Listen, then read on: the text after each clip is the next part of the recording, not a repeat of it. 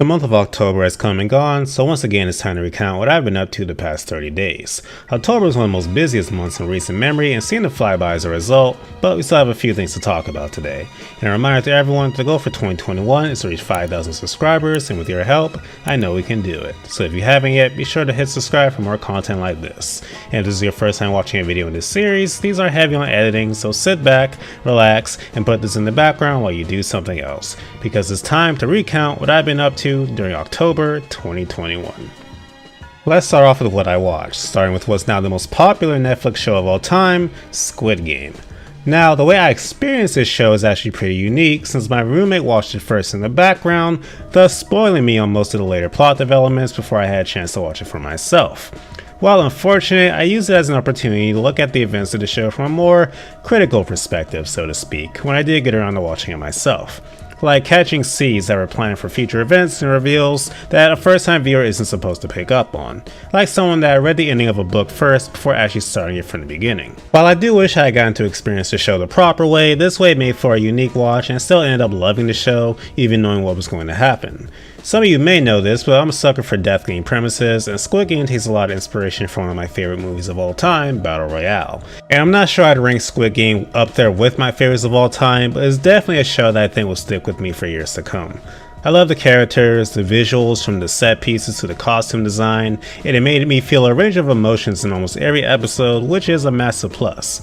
If you somehow haven't seen Squid Game yet, you definitely should give it a try. It'll definitely hook you from episode 1. I watched 3 anime last month, all of which are modern, which is shocking for me since modern anime rarely hold my attention well. The first of which is the newest season of Digimon Ghost Game.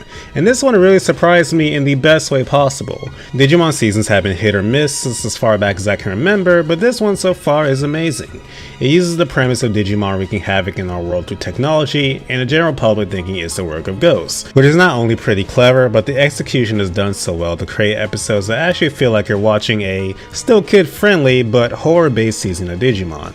The human cast is likable enough so far, and the Monster of the Week Digimon are all great.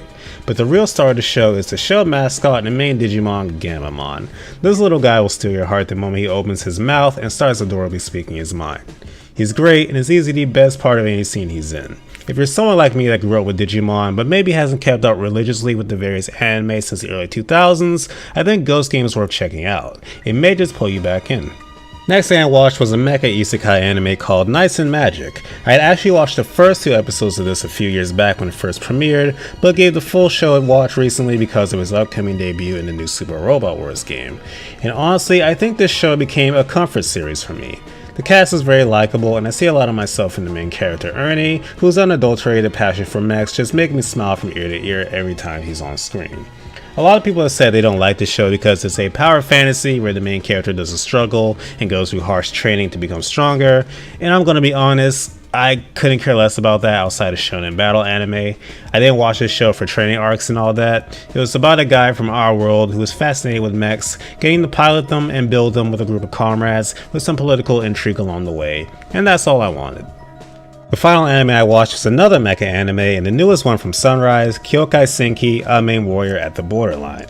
Set in a future where other nations have drained Japan of its resources and self-governance, our main character gets caught up with a group of Japanese resistance fighters after assembling his own mech as a hobby and being labeled as a terrorist himself. I don't have too much to say about this one since it's still setting itself up, but I do love everything I've seen so far. Characters are likable, the main character's partner AI, Guy especially. The setting is right up my alley, reminding me of my favorite anime Code Geass. The visuals are pretty solid, and the mech battles all feel weighty and have that sense of brutality that Gundam IBO had. They made me a fan of battles in that show. The show could go any number of places from where it's at now, and I'm just excited to be strapped in for the ride.